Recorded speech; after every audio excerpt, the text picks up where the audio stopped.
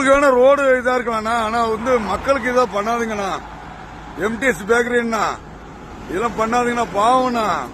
ஏதோ பைக்காரங்க வந்தாலும் காருக்கு வந்தாலும் பாருங்க, ஏதோ வந்து ஏதோ உங்க பேக்கரிக்கு வந்து இப்படி பண்றது தப்பு இல்லைண்ணா. அது நல்லா இருப்பீங்கண்ணா. 4 பைக்காரங்களை பாருங்க, 4 கார்காரங்களை பாருங்க. ஏதோ ஒண்ணுன்னா சாவரம் நீங்க இல்லைண்ணா, அந்த காருக்காரங்க, அவங்க ஓனரு, டிரைவர், லாரி டிரைவர்.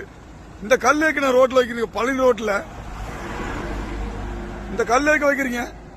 உங்க பேக்கரி எங்க இருக்குதுண்ணா கொஞ்சம் சொல்லுங்கண்ணா, நீங்களே சொல்லுங்கண்ணா.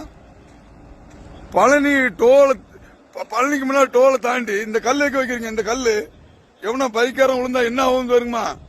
உங்க உசுறு உங்களுக்கு நீங்க பொழப்ப பாக்குறீங்கன்னா அந்த பைக்காரனை பாருங்கண்ணா, அந்த கார்காரனை பாருங்க, லாரி டிரைவரை பாருங்க, பாருங்கண்ணா.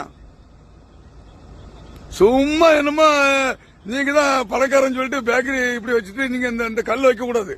உங்க பேக்கரி எங்க இருக்குது, உங்க கல் எங்க இருக்குது? டோல் கிட்ட இருக்குது.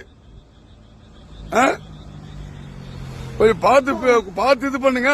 ஆனா வந்து மக்கள் நல்லது பண்ணுங்க. நீங்க பேக்கரி எம்டியான நிறைய பேக்கரி வச்சிருக்கீங்க, தெரியும். நான் டீ குடிச்சிருக்கேன், எல்லாம் பண்ணிருக்கேன்.